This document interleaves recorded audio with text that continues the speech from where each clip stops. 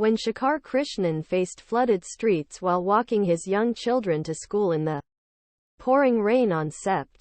29. His mind wandered to worry about the estimated 100,000 illegal basement dwellers in New York City. During tropical rains 2021, 11 people drowned their homes Queens borough where city councilman lives. And now water was falling almost same amount and at same speed. But this time no one. Firefighters rescued residents trapped in half a dozen basements. But otherwise the storm's impact was limited to buildings and properties. And the city's busy transportation network was once again brought to a waterlogged halt. What difference did it make? Hell of luck, says Krishnan, a Democrat who represents Queens' Elmhurst and Jackson Heights neighborhoods. A week after New Yorkers suffered crippling flooding for second time in 3 years. Leaders in some of the hardest-hit communities are unhappy with fact that no one has.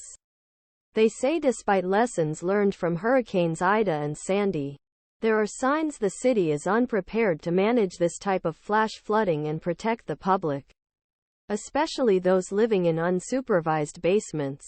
Heavy rain on Friday inundated parts of New York and caused severe flooding in Brooklyn. Residents had to avoid flooded roads and subways. This time, residents say city emergency officials were caught off guard by a rainstorm less than 12 that prompted little more than a travel advisory. The crisis prompted City Comptroller Brad Lander on Thursday to launch an investigation into New York's ability to manage extreme rainfall. City emergency management officials did not respond to multiple requests for comment. In a statement responding to the auditor's inquiry, Mayor Eric Adams said recent drainage improvements and quick action by city employees saved lives. Community leaders say storm is another warning that despite the challenges, city must adapt to extreme weather and do more to reach vulnerable residents during emergencies. The city needs to reevaluate, are they reaching the right people at the right time? Said Sadia Rahman, Deputy Policy Director at Chhaya Community Development Corp, a group working in South Asian and Indo-Caribbean communities. An unusual forecast meant a short window for warning. The first sign that flood danger was approaching came late on September 27, just 36 hours before the torrential rain arrived. Past floods were caused by tropical systems and were predicted days in advance.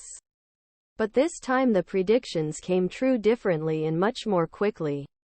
For several days, weather forecast models had shown potential for heavy rain.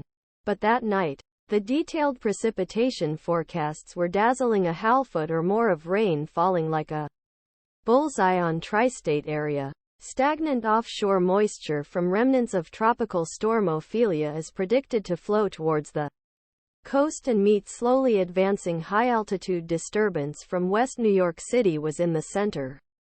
Bassill recal.